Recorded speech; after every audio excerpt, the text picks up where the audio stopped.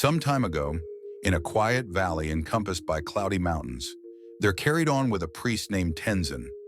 Known for his insight, Tenzin frequently instructed examples to the individuals who looked for harmony, yet battled to track down it. At some point, an upset rancher named Rinchen visited the religious community. "Ace," Rinchen started, "I buckle down each day, yet my brain is loaded up with outrage, dread, and questions. I can't discover a sense of reconciliation, regardless of the amount I reflect." Tenzin grinned tenderly and welcomed Rinchen to stroll with him to a close-by field. They arrived at a wild, congested fix of land. Weeds stifled the dirt, and no blossoms sprouted. "This," Tenzin expressed, motioning to the field, "resembles your psyche mind. It holds the seeds of your viewpoints, feelings, and propensities. What develops here relies upon what you have planted, regardless of whether you know about it. However, I don't establish weeds," Rinchen dissented. "Okay," Tenzin answered, bowing to take out a difficult thorn. "The seeds of weeds can blow in inconspicuous, similarly as regrettable considerations, and fears can flourish in your subliminal without your aim. Contemplation resembles tending this nursery. It makes you mindful of what develops here. Yet mindfulness alone isn't sufficient. You should likewise support the blossoms you wish to see and eliminate the weeds with care." Rinchen thought profoundly. "How improve seeds, expert?" Tenzin stood, brushing soil from his hands. "Start by noticing your contemplations and activities. Talk benevolent to yourself as well as other people. Center around appreciation and empathy. Over the long run, these seeds will develop further and eclipse the weeds. However, recall, the nursery needs tending consistently." Roused, Rinchen started to rehearse care, intentionally supplanting outrage with persistence and dread with trust. Months after the fact, he got back to Tenzin, his face sparkling with recently discovered harmony. "My nursery is thriving," Rinchen said cheerfully. "As is your spirit," Tenzin answered. This story features how Buddhist way of thinking stresses the subliminal as a prolific field for considerations and feelings. By developing mindfulness and sustaining positive characteristics, we can change our internal world and discover a sense of harmony. Tenzin gave the thumbs up. However, his quiet grin conveyed a smidgen of secret. "Rinchen," he said, "you have gotten along admirably, however the work isn't finished. The nursery of the psyche is alive, continuously evolving. Do you have any idea what happens when you neglect to tend it?" Rinchen delayed. "The weeds will develop in the future? Would they?" "Indeed," Tenzin answered, "yet not just weeds. Now and again, neglected seeds from some time in the past might grow. Seeds of torment, dread, or lament that you believed were gone." Rinchen's face blurred. "I have been feeling a disquiet recently, expert. However, my considerations have become more sure. Recollections from my past continue to rise. Times when I was cruel, unpleasant, or thoughtless. It seems like I am strolling through a tempest of culpability and disgrace." Tenzin put a hand on Rinchen's shoulder. "These recollections resemble old roots underneath the dirt. They surface on the grounds that the illumination of your care has started to uncover them. Try not to fear them.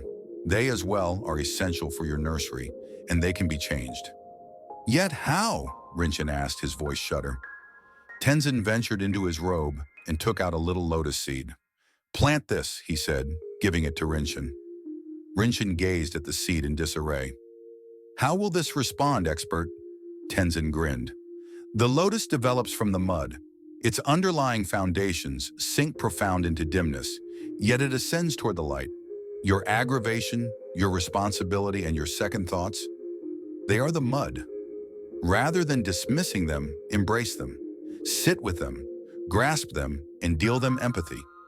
At the point when you do this, they will end up being the very starting point for your development, similarly as the mud supports the lotus." Rinchen gestured, however, his heart actually felt weighty.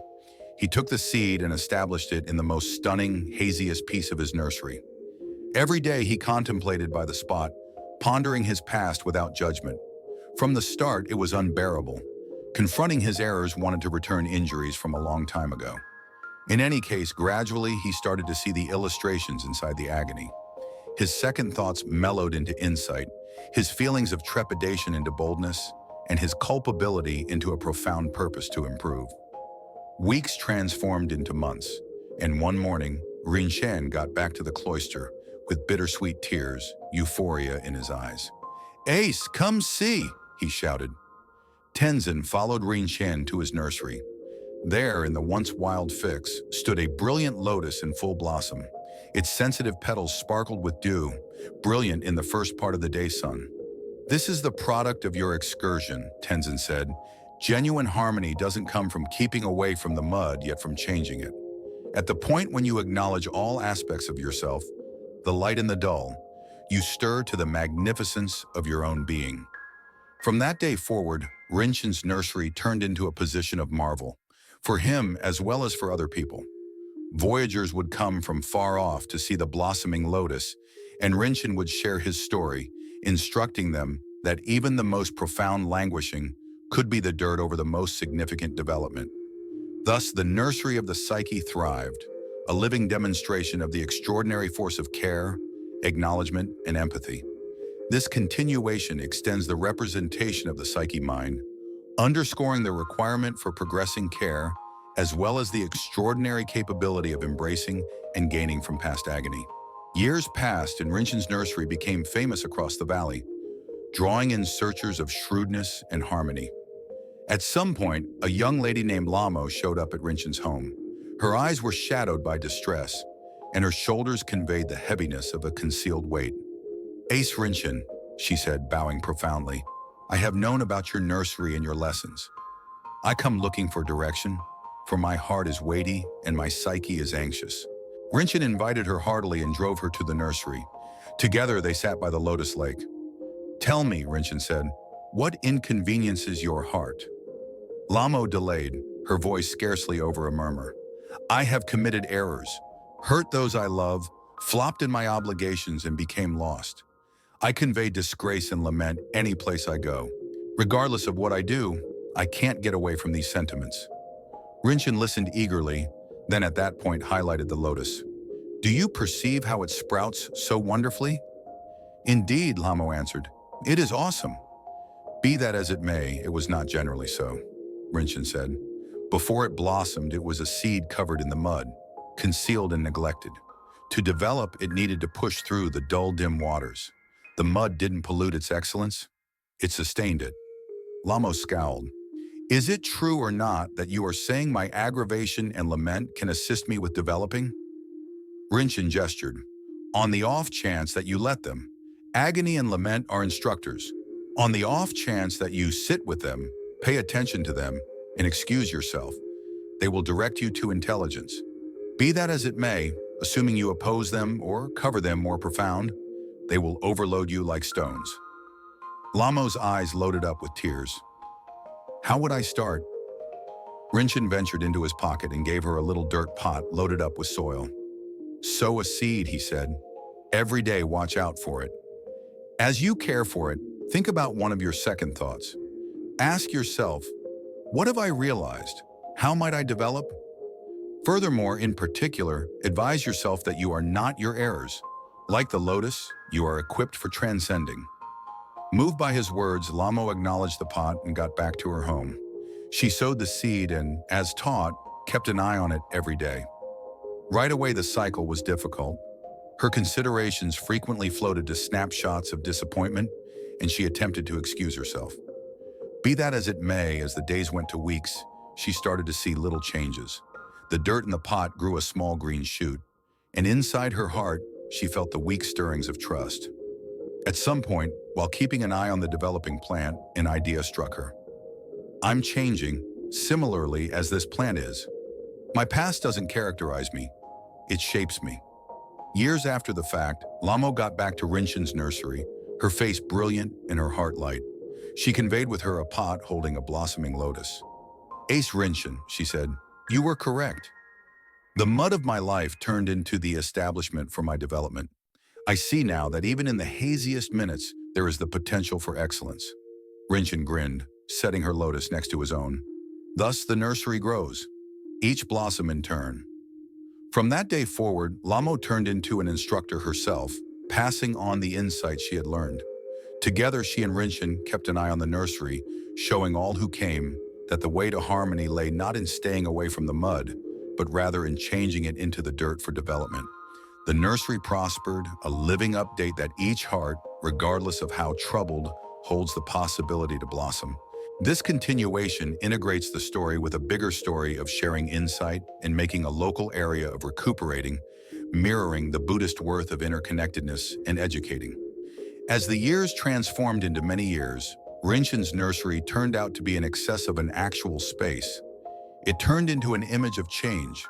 Pioneers from far-off lands headed out to see it, each leaving a little contribution of appreciation, a sonnet, a request, or even a solitary bloom. Over the long haul, the nursery developed into a safe haven of magnificence and insight. One night, as Rinchen sat underneath the stars, Lamo went along with him.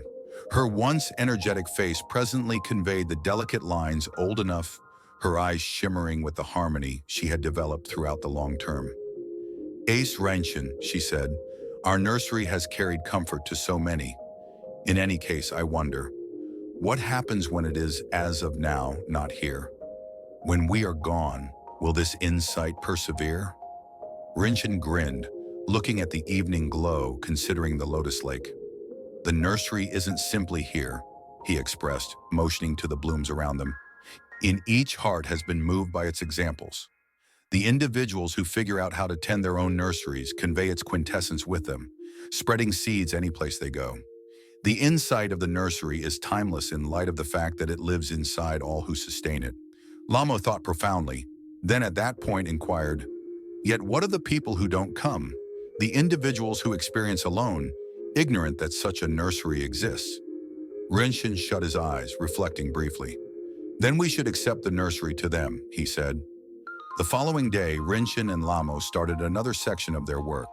Along with the explorers who had gained from the nursery, they headed out to far-off towns and urban communities, bringing lotus seeds and lessons any place they went. They shared accounts of development, pardoning, and change, establishing blossoms as well as trust in the hearts of individuals. At some point, they happened upon a town desolated by dry season. The fields were fruitless, and the residents were gloomy. There is no water here, the town senior told Rinchen. No seed can fill in this dry soil. Rinchen stooped in the dry earth, running his fingers through the residue. The earth seems dormant, he said, yet life is versatile. With tolerance and care, even this dirt can sprout. He and Lamo trained the residents to dig profound wells, finding water concealed underneath the surface. They told them the best way to advance the dirt with manure and support the seeds with care. Gradually, the infertile fields started to grow green shoots.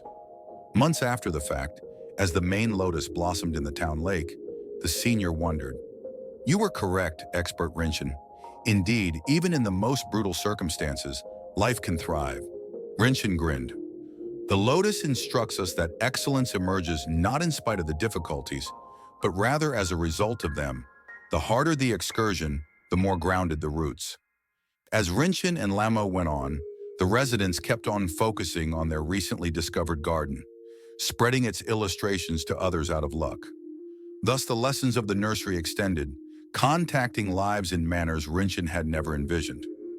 In his last years, Rinchen got back to the valley where everything started. Sitting next to the lotus lake, he considered the innumerable lives changed by a basic truth. Inside each heart lies the potential for development, regardless of how profound the mud. As the sun set over the mountains, Rinchen shut his eyes once and for all. His heart settled. The nursery kept on prospering, tended by the individuals who had taken in its illustrations. What's more, however Rinchen was gone, his lessons lived on, conveyed in the hearts of numerous, a demonstration of the vast capability of sympathy, pardoning, and careful change. This finishing goes full circle of Rinchen's excursion, showing the way in which shrewdness develops and spreads past individual lives, leaving a heritage that rises above time.